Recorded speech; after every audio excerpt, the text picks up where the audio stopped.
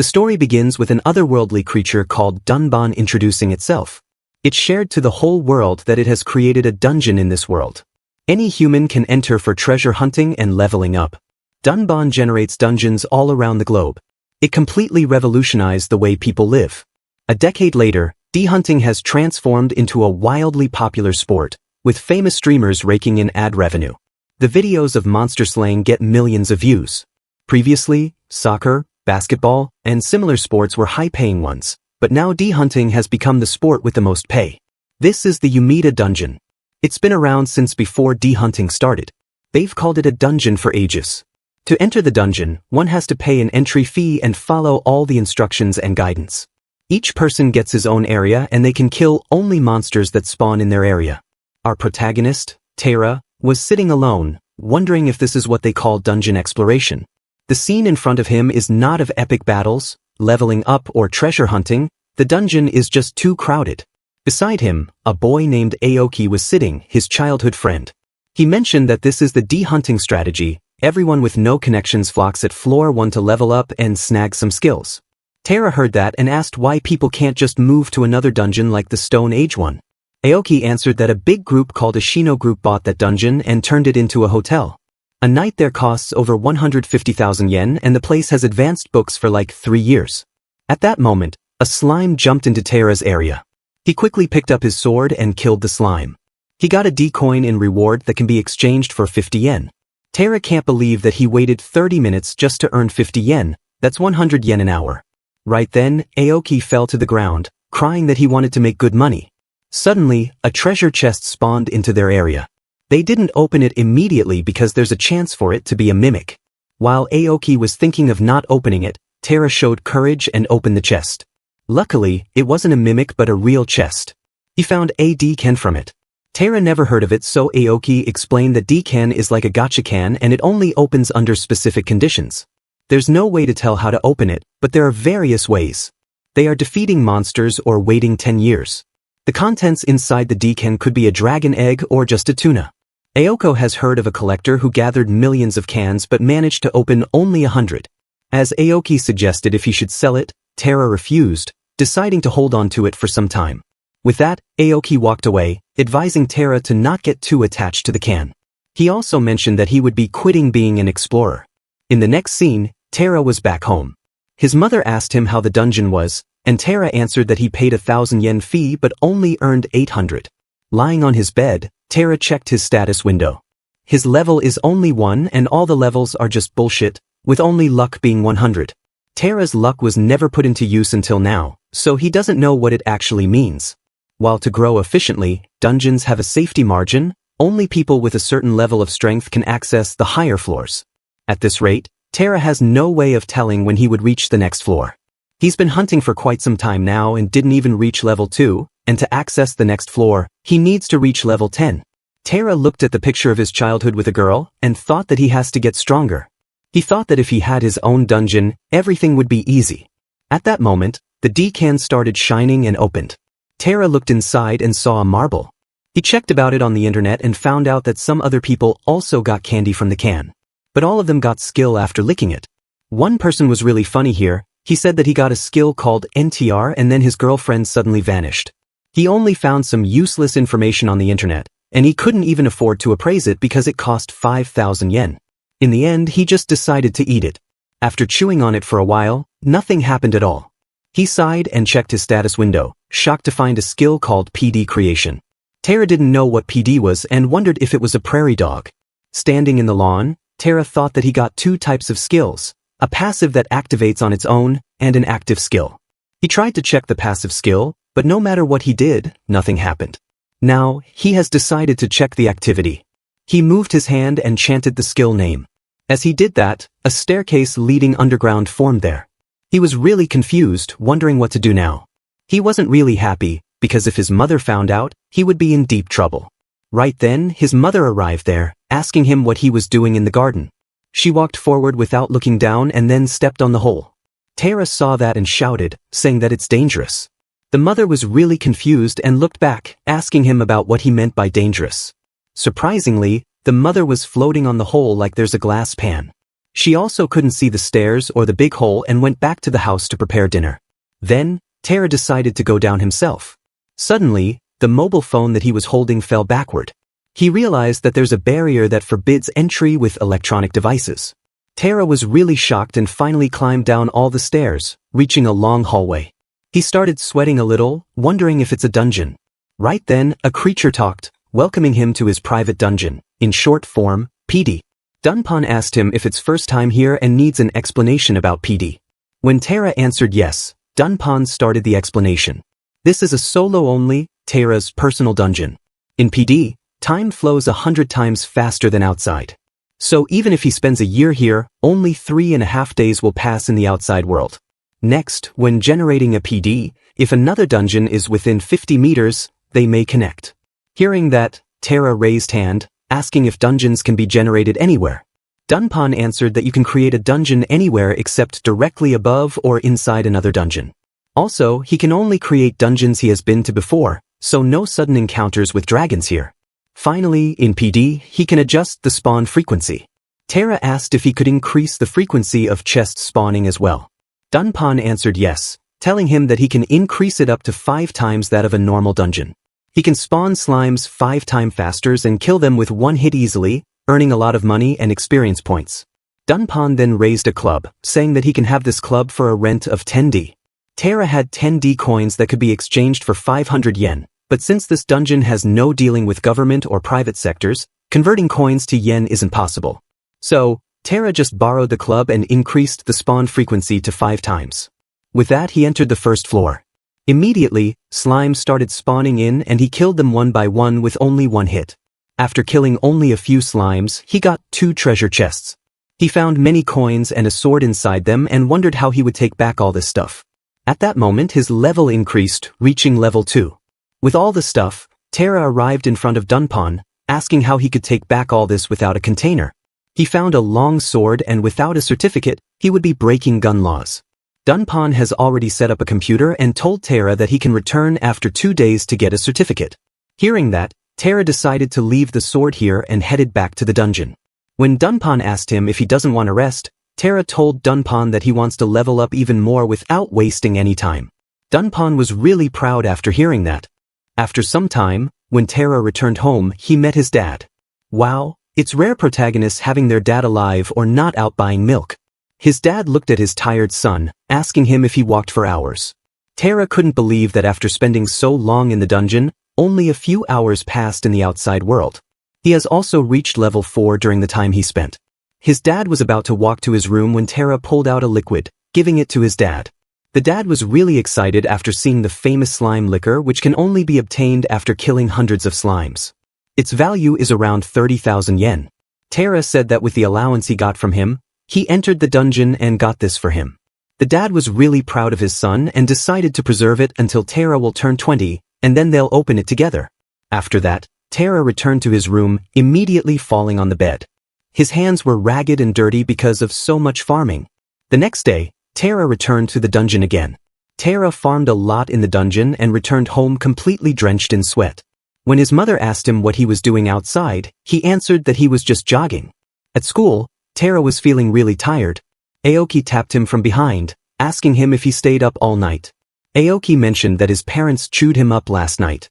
Tara asked him what he did, and Aoki answered that he's always getting yelled at, so it's nothing special. He said that when he told his parents he's quitting as an explorer, they said a real man doesn't back down from what he's decided. When Tara asked him what he would do now, Aoki answered that he would get a part-time job, save up money, and go abroad to study. Tara mentioned that it costs a lot of money to go overseas, and asked him what kind of job he would do. Aoki answered that he doesn't know yet, but if he got a job related to dungeons, his parents would be happy. At that moment, Aoki's eyes landed on a streaming crystal sitting on the table. Tara said that he didn't know what this thing was, so he brought it here to Aoki. He answered that this is a device that can be used to stream the dungeon exploration and it is worth over 100,000 yen. Tara was stunned after hearing such a big number. At that moment, Aoki suddenly mentioned that he would be getting his video editor certification soon.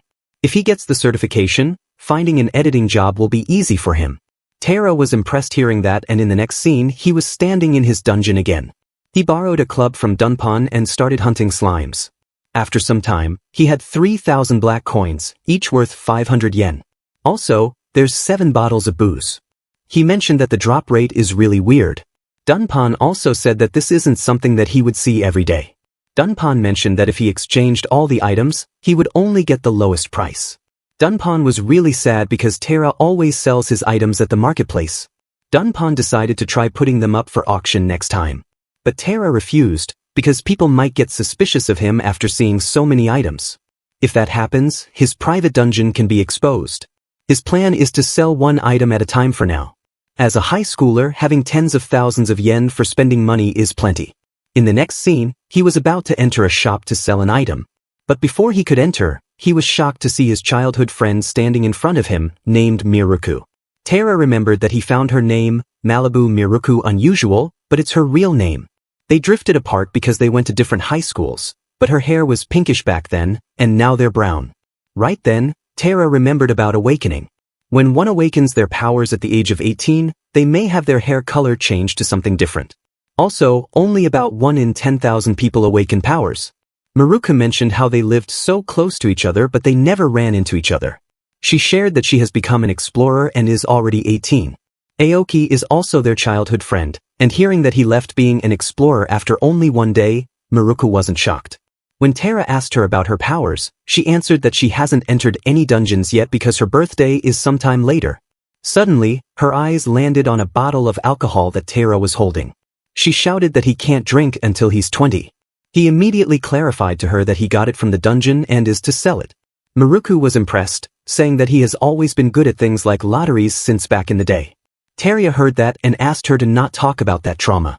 He remembered getting suspected as a cheater for guessing too accurately. With that, they entered the shop together to sell it. Seeing such an expensive item, the shopkeeper was shocked, unable to believe it's Tera's. So to appraise it, the guy called his senior. The senior was immediately able to tell it was slime liquor. He mentioned that it's a skyrocketing item, so putting it up for auction would be a better choice. But Tera refused, saying that he wants cash. The person offered him 300,000 yen for it. Tera was really shocked and immediately sold it. As he walked out of the shop, a man walked up to him, asking him to sell the item that he sold just now to him. He would pay 350,000 yen for it. Tera was about to mention that private selling is illegal when the man got angry, asking him to just sell it. Right then, a police officer arrived at the scene, forcing him to walk away. Immediately after that, 2 men entered the shop where Tera just sold the slime liquor, offering to buy it for 500,000 yen. Tera and Miruku decided to walk away quickly before more people would gather. In the next scene, Tera was standing in his garden. He has purchased some items like food, a pillow, and a sleeping bag. With all this stuff, he would be able to spend a lot of time in his PD. He has also gathered 10 decans. One can cost 5,000 yen, meaning all these would be sold for 50,000. Dunpan asked him why he gathered so many cans. Tera answered that he's gathering them as sort of a good luck, because decan is the reason his dungeon life became so easy. Also, Tera has hit level 10, getting a new skill called Perception Detection. With that, Dunpan also gave him a Dungeon Explorer card. Using this, he's officially allowed to enter the Umeda Dungeon's second layer.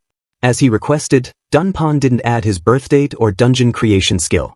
Also, any sword he deposited before can be retrieved from the Umeda Dungeon. After that, Tera headed straight to the Umeda Dungeon. The lady explained to him that there's a complete rotation system with a 1-hour time limit, and he can participate twice a day. The monsters are walking mushrooms, slimes, and occasionally goblins. She warned him that if any accident occurred, he would be responsible himself. If monsters stole his equipment, it's also on him. After explaining everything, she asked him to wait for his turn. Right then, a man named Hibikaku, a dungeon streamer, asks him if he's a university student. Seeing his hairs, he realized that he was awakened.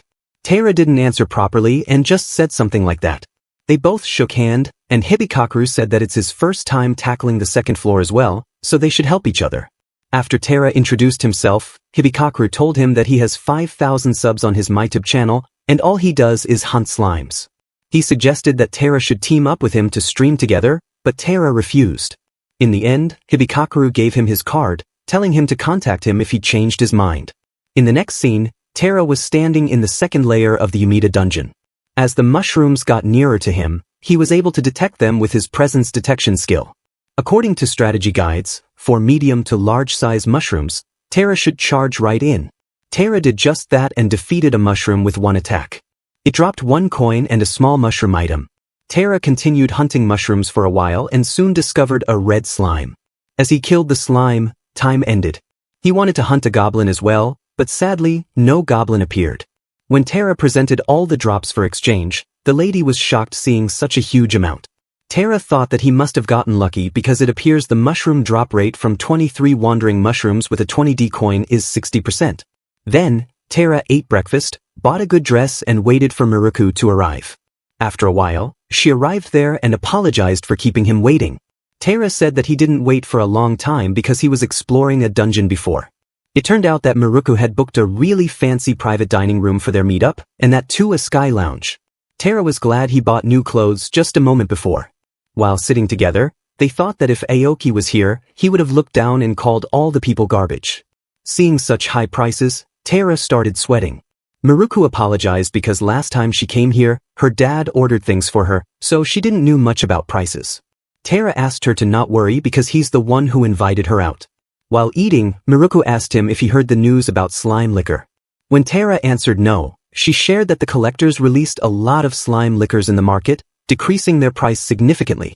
She said that they made the right call by selling it in the shop, or they would have gotten a lousy deal in an auction. Hearing that, Terra realized that the collector she's talking about is him.